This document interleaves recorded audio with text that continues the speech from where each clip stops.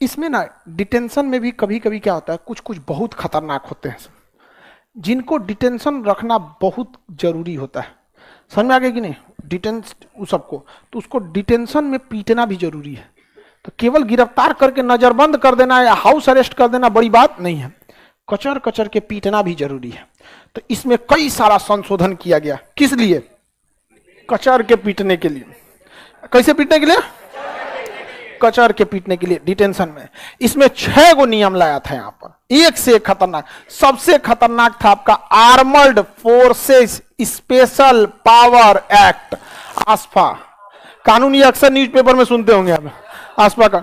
ये इतना खतरनाक नियम है कि ये अफसर जहां लगता है, ये मिलिट्री को यह अधिकार दे दिया जाता है कि जिस जिला में, जैसे अभी पटना में, पटना है, पटना में दानापुर में मिलिट्री की छावनी है, लेकिन मिलिट्री रूल यहां नहीं लग सकता है।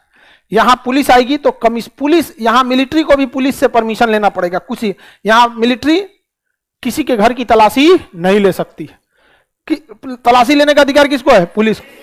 लेकिन अगर पटना में क्या लग जाए, आसपा पहाड़ में गोले पुलिस बंदूक लेके घुसेगा, 5 गो कमांडो 2 बजे रतिया को धाए धाए दरवाजा पीटेगा, सब तनी सा लेट हुआ तूर देगा, तुमने बाद में आना, तुमने सबको चेक कर देगा जहां तक।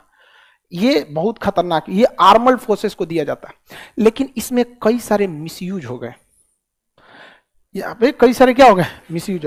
ऐसे कश्मीर में 1-2 इनकाउंटर हुए थे सब, जिसके मामले कुछ ज्यादा आगे जाके तूल पकड़ लिए। बाद में सेना को रियलाइज हुआ कि बहुत कठोर तरह से अगर हम आतंकवाद को दबाएंगे ना, तो इससे आतंकवाद को ही फायदा हो जाएगा।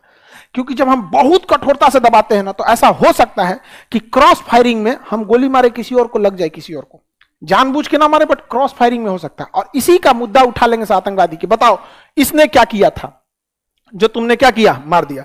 ऐसे कश्मीर में एक मामला आया था जिसमें कोई लड़का स्कूल में था जिस टाइम पे, उसके ऊपर ये कानून लग गया था, और इत्तेफाक से वो स्कूल में मार कर लिया, और स्कूल का प्रिंसिपल उठा के उसको पुलिस को बुला दिया। तो पुलिस यहां लिख रही है कि ये इसकी गिरफ्तार किया गया, और दूसरे और क्रॉस फायरिंग में उसको गोली लग गई। ऐसा मामला आतंकवादी खोजते हैं सब। तब आर्मी ने रियलाइज किया कि हमने तो आसफा कानून लाया था आतंकवाद को कम करने के लिए। हम आतंकवादी एक मारते थे लेकिन 4 पैदा हो जाते थे, क्योंकि आतंकवादी भावनाओं से खेल लेते थे। तब सेना ने अपने चीजों में बदलाव किया, आसफा नियम को हटाया। अब आतंकवादियों को भावनात्मक सेना ने करना चालू किया। अब कोई आतंकवादी घेर लेते हैं तो सेना चारों ओर से घेर के गोली चलाती है ताकि उसकी गोलियां खत्म हो जाए। जब गोलियां खत्म हो जाती है तो आराम से बुलाया जाता है, बेटा आजा, मैं वादा करता हूं तुझे नहीं मारूंगा। आप ऐसे वीडियोस देखे होंगे बहुत, समझ में आ गया कि नहीं? इससे आतंकवादियों का मनोबल टूट जाता है। कहते हैं कि नहीं, हम फौज को जितना गलत समझ रहे थे उतना गलत नहीं। बहुत बार आतंकवादी सरेंडर नहीं करते हैं तो उसकी मम्मी को, पिताजी को या बहन को बुला के लाया जाता है कि देख ले तुम यहाँ पे, तुम इसके लिए। तो माँ भी माइक में बोलती है कि बेटा तू सरेंडर कर दे, मैं वादा करता हूँ सेक्शन ऑफिसर या फिर कमांडर इन चीफ है या सेक्शन 2 IC है, जो भी है, ये छोड़ देंगे। और सेना उन्हें छोड़ भी देती है। सेना पूरी डिटेल लेके पूरा क्या कर देती है, छोड़ देती है वहां पे। बाद में उस पर नजर रखा जाता है यहाँ पे। और ऐसे जब किसी को मौत के मर रहा होता है ना, अगर कोई इंसान मर रहा है, मौत एकदम पास आ चुकी है, और उस समय जो उसे बचा लेगा ना, वो उसे जिंदगी भर साथ नहीं छोड़ेगा।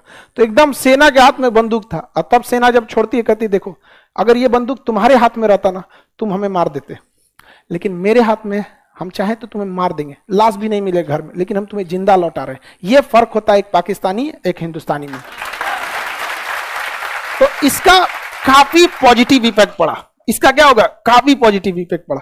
जैसे आप ही लोग हैं, नहीं पढ़ते हैं तो हम आपको पीटते हैं, लेकिन बाद में आपको हम कहते भी कि देखो बाबू पढ़ो। लेकिन अगर कोई नहीं पढ़े, अब मार को हाथ पर तूर दे यहाँ पे, तो हो सकता है कि 1 हफ्ता तक लड़के पढ़ाई करें, लेकिन कल्पना कीजिए 6 महीने बाद ये क्लासरूम क्या होगा, भाग जाएगा समझ। यहाँ पे कई को तो आगे बैठना आप कैंसिल कर दिए, समझ में आया कि नहीं आ गया?